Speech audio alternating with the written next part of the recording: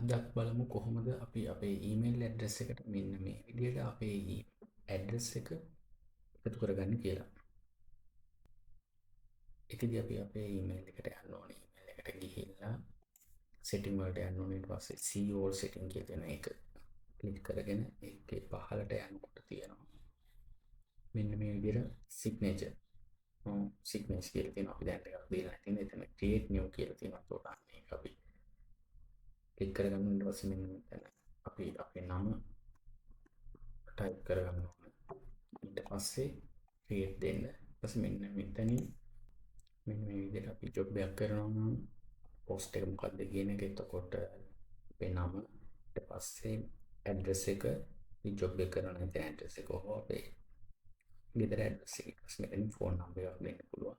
ඊට පස්සේ අපිට මෙතනින් පහට අවශ්‍ය අපිට අපේ සිග්නේචර් එකතු කරගන්න පුළුවන්.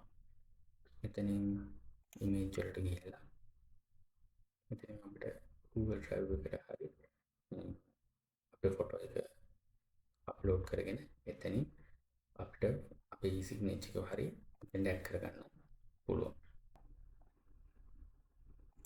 දැන් මේ ටික අපි දුන්නට පස්සේ මෙතන තියෙන සිග්නේචර් ෆොටෝ කියන එකේ මේ අපේ නම සිලෙක්ට් කරගන්න ඕනේ. ඊට පස්සේ අපි save changes දෙන්න.